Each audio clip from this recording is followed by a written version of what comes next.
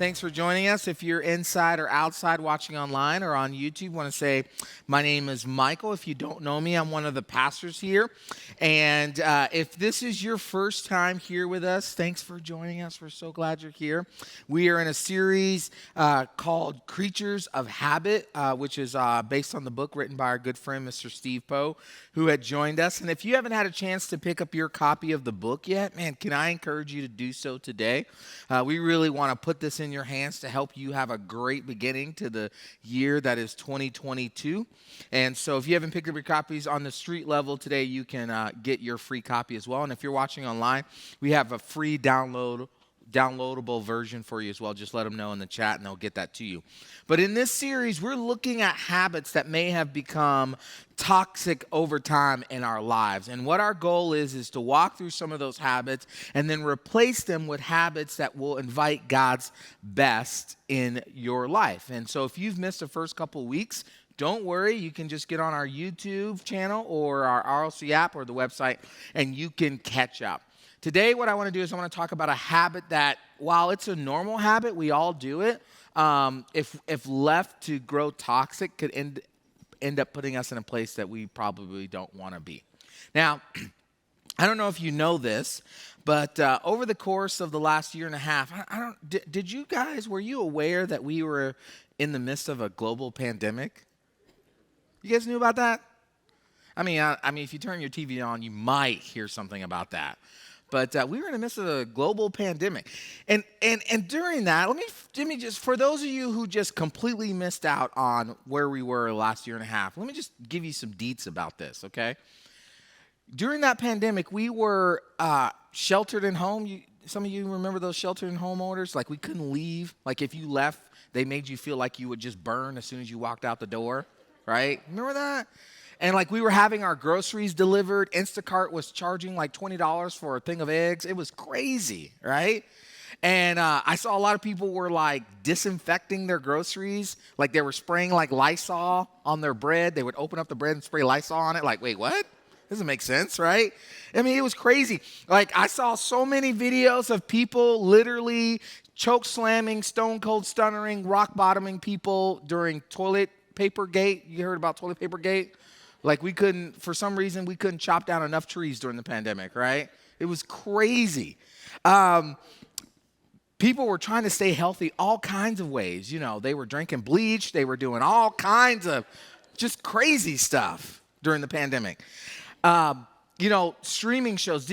I saw this statistic that blew my mind. Did you know that in the course from the first time businesses and the NBA and all like that started shutting down and work started shutting down, in the course of 3 weeks, over 78 million people downloaded Netflix and Hulu because we were like, okay, we got to stay home. We going to binge like crazy. We watched like every show, like even the boring stuff. There's this one show, just by the way, called Sweet Tooth on Netflix. If you have not seen it, it's really good. It's about this little boy. He kind of looks like a deer. Don't worry about it. It's good, okay? Just trust me, all right? See, that's how bad it got. We got into the depths of Netflix, okay? A lot of families end up playing a lot of like games, home games, Trouble, Clue, which, man, I'm telling you what, I never knew Clue could be so vicious. I almost got stabbed with a real weapon just to try to win, okay? It was crazy. Were you guys aware of the global pandemic? Was I the only one that went through this? If you went through a global pandemic, let me hear you real quick. Okay, all right, good. Whew, I was feeling like I was the only one there, okay? But I don't know what it was like for you, but being home with my family during this pandemic, this stay-at-home order was really good. It was a great, awesome opportunity to spend a lot of great time with my family. But it was also like a learning experience. Like I ended up learning things about my family that I didn't know, like which you would think you know everything about your family because you live with them. But when you're forced to live with them 24 hours for 18 months every single day, not leaving work or going to school, you start to learn some weird things about them, okay? Like, for instance, I have 3 kids, but during the pandemic, I learned I have a 4th kid. Hold on, don't freak out, I promise, okay? I learned I had a 4th kid. Like, the pen just dropped, like, oh, is he admitting something? I learned I had a 4th kid, okay, while I was there. Now, To be fair, I've never seen this fourth kid, but I do know its name. Its name is Nobody. Okay? I have this fourth kid named Nobody. Now, Nobody is his name, and this kid does a lot of stuff around our house. Like, let me give you a couple examples. This kid named Nobody drank all the milk and then put it back in the refrigerator. This kid named Nobody peed on the toilet seat. Nobody left the dining room table an absolute mess. Nobody threw the trash on the floor when the trash can was literally an inch over, right? Nobody was jumping on the couch and messing up all the pillows. Nobody left the Legos for me to step on and fall and die. Nobody farted while we were watching a family movie and gassed us into the backyard, right? Nobody, and then when I ask who did it, nobody ever answers. It's like insane. And let me tell you, if I ever find this Nobody kid, he moving out real fast in my house. Okay? You got a Nobody? You got some Nobodies in your house? Okay, I think we all got a hidden Nobody living with us. And I'll tell you what, every time this Nobody pops his ugly head in my house, it's enough to start complaining about, right? Like nobody does stuff and I'm ready to complain, which is what we all do when nobody shows up. We all do that. And I think that's one of the things that the pandemic exposed in us as we were stuck at home with no other recourse. Our complaining spirit started to reveal itself. It has gotten so bad, and even before the pandemic, but definitely in the midst of the pandemic, our complaining has gotten so bad that the upcoming generation, Generation Z, has come up with a name for complainers. They're called Karens. You heard about this? Now listen, if your name is Karen in here, I am so sorry that a generation has labeled you as this. But it's crazy, the videos that I'm watching on this. Okay, I recently saw this story about this girl who worked in Starbucks, and this lady pulled up in the drive-thru and she says, hi, welcome to Starbucks. What can I get your order? Whatever she says. And this lady says, yes, can I get a hot cold brew, please? And the girl goes, I'm sorry? And she goes, can I get a hot cold brew, please? And the girl's like, we don't serve hot cold brew. I can get you a cold brew. And the lady says, excuse me, do not tell me what to order. I have been to 7 different Starbucks. I get the same order every single time. Please get your manager. So the girl goes, okay. So she goes to the manager and says, yes, there's a lady in the drive-thru. She would like a hot cold brew. Manager's like, we don't serve a hot cold brew. And the worker's like, that's what I told her. And he said, well, just give her just plain black coffee. So she makes the black coffee. She gives it to the lady. The lady takes a sip and says, see, I told you, just do your job and don't ask me again, and drives off. We would probably call that a Karen. Again, if your name is Karen, I'm sorry. But we all complain. It's literally part of the human experience, right? Our neighbor's dog poops on the side of our lawn.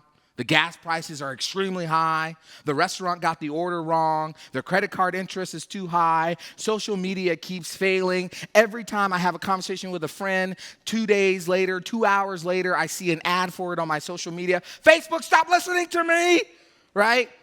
Doctors charge too much. The hold time is too long on the phone. PS5s are never in stock. The 49ers keep bullying my Rams, and it's going to end this weekend. Right? We're frustrated. And so we begin to complain to others about it. And while there's nothing wrong with complaining, okay, there's nothing wrong with talking about our frustrations, the problem develops when we don't move beyond voicing our frustrations. You see, the habit of complaining doesn't just have a relational effect, but also a physical effect in our lives. In a 2016 study by Stanford University, researchers found that complaining shrinks our hippocampus, which is the part of the brain critical to problem solving. Did you know this? Complaining also releases this chemical called cortisol, which is a stress hormone, and it raises our blood pressure and our blood sugar. Frequent complaining has proven to be a factor in heart disease and diabetes. Studies have shown that people who complain a lot are inclined to have poor health, and they don't do well in their jobs. And as you might imagine, complaining can damage healthy relationships. Just in America alone, this is alarming.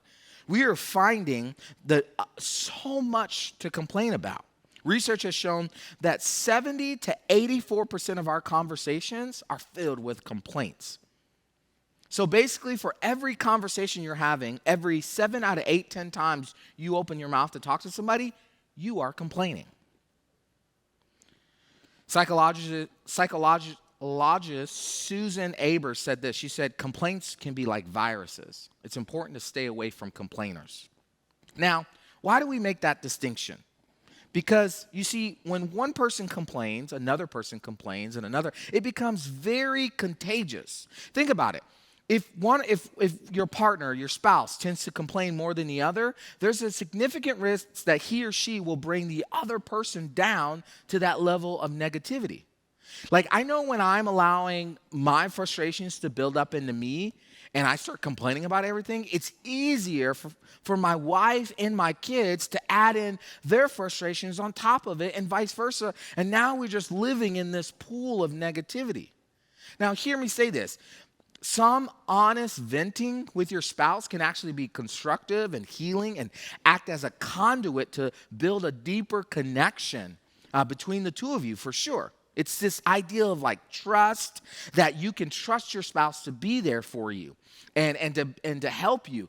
But when the two of you can't bring your frustrations around to the solution side or to God and how he might be using that frustration in your life, then it will end up having such a negative effect on your relationships. I would also tell you that complaining gets bad for me, especially when I am hurting, either emotionally or physically. Complaining becomes this outward indication of what's really going on inside of me. And the more I ignore the deeper issues in my life, the more complaining begins to escalate. It's kind of like the story I heard of this guy who went to a doctor. And while he was at the doctor, he said to his doctor, doctor, man, I think my wife is losing her hearing. And the doctor says, well, why do you think that? And he says, well, every time I talk to her, she doesn't respond to me. And he says, well, what's the range? Like how bad is it? And he's like, well, I'm not sure. So the doctor says, okay, when you go home, stand about 20 feet away and say something. If she doesn't hear you, move about 5 feet in and repeat it. And keep doing that until she finally responds, and that'll kind of tell you how bad her hearing is. So the husband goes home, and when he walks into the door, he sees his wife in the kitchen, and she's making dinner. And so he's about 20 feet away, and he says, so, honey, what's for dinner? Well, she doesn't respond. So then he moves about 5 feet in, and he says again, honey, what's for dinner? Well, she doesn't respond again. So he keeps doing this, and finally, he's literally like breathing down her throat, her neck, and he says, honey, what's for dinner? And she goes, for the 4th time, beef stew.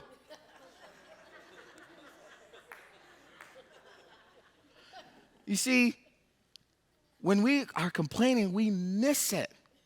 We miss the deeper issue that's going on. That it wasn't the wife, it was him. He's the problem. And here's the thing. We all complain at times, and it doesn't make us bad people. But if left unchecked, it can prevent us from living God's best for our lives. It's a denial of responsibility, and it places the blame of our problems at the feet of other people. And that's not God's best for us. In fact, you can go all the way back to the Old Testament of the Bible and see that complaining isn't just a you thing or a me thing. It's an us thing. It's an us thing. Right at the beginning of creation, the first man and first woman, Adam and Eve, they're separated from God because of they disobeyed God's rule about eating the forbidden fruit. And watch the response of Adam in their situation. His first response is to complain. It says this in Genesis 3. The man replied, it was the woman you gave me who gave me the fruit, and I ate it. Like, God, why are you getting mad at me? She gave it to me, right? Like, Adam is like, you gave me her, God. This isn't my fault that I broke the rules. Or how about a guy named Job who had everything you could ever want in life, and his life was happy, and everything was great, and then one day it was all gone. So what does he do? Well, he complains. Job 10 says this, I am disgusted with my life. Let me complain freely. My bitter soul must complain. You see, Job is ticked at God and is basically saying, you know what, God, I'm not going to hold back. I'm going to tell you exactly how I feel. You see, when we reach the point where we only want to complain and not resolve, then we've arrived at a place that we shouldn't be and not God's best for us. So that would probably bring to a logical question of, okay, so how do I know if it's a problem for me? How do I know if complaining is a problem for me? Well, let me just kind of give you maybe some quick telltale signs that complaining is a problem for you. Here's number one. You always see the glass half empty. You always see the glass half empty. Like no matter what, you see the worst in everything, okay? You wake up and it's sunshine outside, but you're like, oh no, I saw one cloud. It's going to rain down hell. You get out on the 5 and it's like literally one car and you're like, there's going to be a car wreck somewhere because it's the 5. It does what it does, right? Like you just can't, everything you do, you see the worst stuff. Here's number 2. People point out your complaint levels. That's when you know it's gotten bad where people are like, man, you've been complaining a lot. Right? Here's number 3. People are avoiding you. You arrive at work and the person that used to love talking to you, you see them like take a L line away from you all the time. Or like your kids, you come home and your kids are locking their doors, you know, right? They're hiding out because they don't want to talk because you got complaining. Like when my daughter comes home, my middle school 12-year-old daughter, like literally gets home. I say, hey, baby, how's school? And then there's like 40 complaints. I've shut myself in the office, hidden on the couch now because I don't want to do it. Dinner time is the best time to see her. Right? Here's number 4. You are in competition with your friends for the complaining title. Okay? You are who you are around. If you notice that your friends are complaining a lot, and you notice that you're taking a part in that, you might want to check on your complaining. And here's number 5. Barriers are all you see. Something is always in the way of you achieving. Now, I am really guilty of number 5, especially when it comes to sports. Like if you were to ask me, hey, if you knew what my favorite teams were, you say, hey, how's your team going to do this weekend? They're going to lose. I always do that way. Why? Because I always prepare to be let down. And I live in exhilaration for wins, okay? So if you live with no hope, it's easier when they lose all the time. My wife says that I am the worst sports fan in the world. But sometimes in our lives we see barriers. That's all we can see. Now, if there were any group that fits those 5 signs, it would be the Israelites of the Old Testament. Now, in the period that we're going to be looking at, over 3 million Jewish people at this time period have been enslaved by Egypt for over 400 years. And so God decides that he's going to free them by sending a leader named Moses to come and lead them out of Egypt, okay? And so he uses a series of plagues until Pharaoh decides to finally let them go. But then the Pharaoh changes his mind and sends an army after them to retrieve them. So what does God do for his people? Well, he basically opens up a sea world in the Red Sea. Literally, he split this massive sea in half, and they have this highway right down the road. So God's people walks through unharmed. Well, then Pharaoh and his army get into the water, and God closes the water and kills them. God also provides food and water for them to drink in the middle of the desert. And listen, I'm telling you, I used to live in the high desert. You need water. You need it. It's bad. It gets really hot. That in emergency rooms. You need it up there. And these people, you would think that they would be grateful.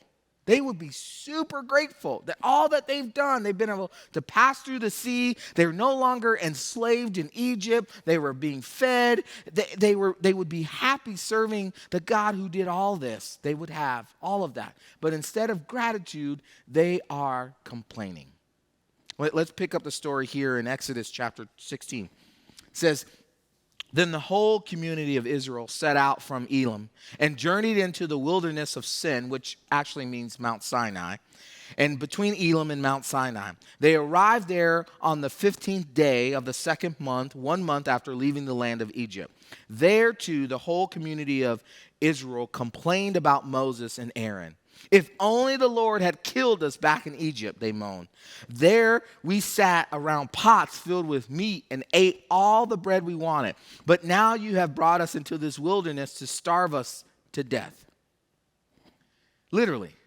They were enslaved, eating like dogs. And now that God had rescued out, they would rather be back there than to be where God had rescued them. Here's the thing. Our complaining, not venting, but our complaining ends up being decisive. It puts up a wall between us and God. And here's what complaining does to our relationship with God. It actually breaks God's heart. I think if you're a parent, you can certainly relate to this. When you do like a lot for your kids, but all they do is complain and talk about how unfair you are and how bad they have it and how hard life is, sometimes you just want to lovingly say to them, "Oh, you're such a little brat. I love you," right? Well, I can't help but to wonder if that's how God feels at times when all we do is complain. Here in Numbers says, soon the people began to complain about their hardship, and the Lord heard everything they said. Then the Lord's anger blazed against them, and he sent fire and rage among them, and he destroyed some of the people in the outskirts of the camp. Then the people screamed to Moses, "Help!" And when he prayed to the Lord stopped the fire. You see, there's this moment when Moses is complaining to God about the people complaining to him. And God stops him and says, "Well, you're complaining to me about me." You see, complaining breaks God's heart. Here's the other thing it does. It carries significant consequences. I once heard a saying that people who are complainers are like people with bad breath. You don't want to be anywhere near them. Later on in Numbers chapter 14, God says this in response to Moses and Aaron, who were sharing about these complaints. He says, "How long must I put up with this wicked community and its complaints about me? Yes, I have heard the complaints the Israelites are making against me. Now tell them this: as surely as I live, declares the Lord, I will do to you the very things I have heard you say." God would go on to tell Moses and Aaron that those people complaining would drop dead in the wilderness and never see the promised land.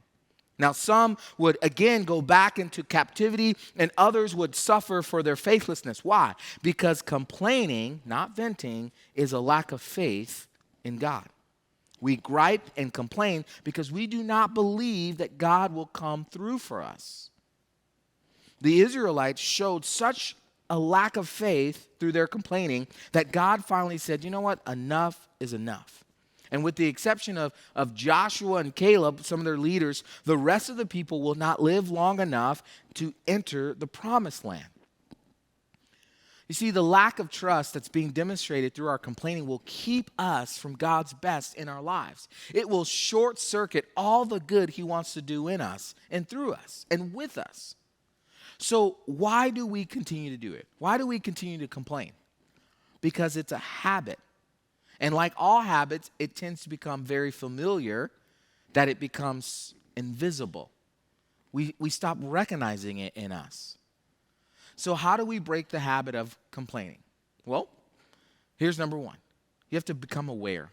You have to actually self-identify as a complainer. We need to learn to become more self-aware. So over the next day or so, I want to ask you to pay close attention to your conversations and note how much you are complaining, and make a deal with yourself that you're going to cut down on it. You see, Paul tells us in Philippians, do everything without complaining and arguing so that no one can criticize you. So over the next few days, just note. Every time you make a complaint, maybe make a tally on your phone or on a piece of paper somewhere and check it. See if more and more of your conversations are of the complaining nature. Here's number two. We can start to take responsibilities for that. Take responsibilities for your thoughts and what you say. Now, what I am not saying is to feel guilty and to beat yourself up. Not saying that. What I mean is that we need to recognize the negative thoughts that we are living in, that are living in our minds, and have the self-awareness to know that those thoughts don't help our relationship with God. And once you do that, it'll lead you to the next thing, which is focus on what you really want. Focus on what you really want. Paul tells us in Philippians, "And now, dear brothers and sisters, one final thing. Fix your thoughts on what is true and honorable and right and pure and lovely and admirable. Think about things that are excellent and worthy of praise. Keep putting into practice all that you've heard from me and saw me doing. Then the God of peace will be with you. You see, your actions and your thoughts will either bring you peace or it will bring you the opposite of peace. You can either draw closer to God or you can move away. It's up to you as you think and as you say. Here's number 4. Replace your negative thoughts. It's time that we start replacing our negative thoughts with the thoughts that God wants us to have. Jesus says to a group of people listening in the book of Luke, he says, a good person produces good things from the treasury of a good heart. Let me read that first part to you again. A good person produces good things from the treasury of a good heart. And an evil person produces evil things from the treasury of an evil heart. What you say flows from what is in your heart. What a powerful truth. If your heart isn't into it, neither will your thoughts or your words be. Every thought and every reaction is a direct reflection of what's inside of us, what's going on inside of us. So if you're serious about breaking this habit of complaining, it starts with the heart and getting it in tune with God's heart. And I know that there are a lot of us here who are coming off maybe a difficult season. Maybe the pandemic was a lot harder for you. Maybe you're walking through a really tough season in your marriage, in your job, with your kids, with a friend, with relatives. And maybe you just have not had the heart checkup that you've been needing to have. Maybe you're here today or watching online and you're hearing this and you're saying, man, there's so much that's going wrong in my life and I don't even know who this Jesus is. Maybe today is the day that you begin by taking a really deep look at your heart and saying, God, reveal to me where I need to have more positive thoughts, where I need to relinquish the things that I can't control, that I can't get done, that have defeated me, because I know that if I trust in you, I have victory in you. That I have solutions in you. That I'm able to deal with my frustrations in you. If that's you today, can I just ask you if you would just hand that over to Jesus? And maybe you're here or watching online and you say, you know what, Michael, but I need to know Jesus first. Well, let me just tell you, if you want to know Jesus, it's just honestly 3 pieces of advice I would give you. Admit that you need Jesus in your life. Admit that you've tried everything you possibly can and you've run out of options. Number 2, believe. Believe that Jesus loves you. Believe that Jesus loved you so much that he went to the cross to die for you, to die for your frustrations and your pains and your sorrows and your grief. And then number 3, choose. Choose today that whatever it is that's been holding you back, whatever it is that is just bringing out that complaining spirit, whatever it is that's been holding you from taking that step, that you're going to choose to follow Jesus today. And if that's you, if you made that decision today, man, we want to know about that. You can find one of our hosts up at the street level at the Connection Center and let us know. We'd love to get some resources in your hands to help you find and follow Jesus even more deeply and more profoundly in your life. Let me pray for us. Jesus, man, thank you for your love and your grace and your truth. God, thank you for giving us the ability that even through our frustrations and our complaints, God, that you are with us, that you love us, that, Lord, when we feel like all hope is lost, we can turn to you. We pray this in Jesus' name, and the house said,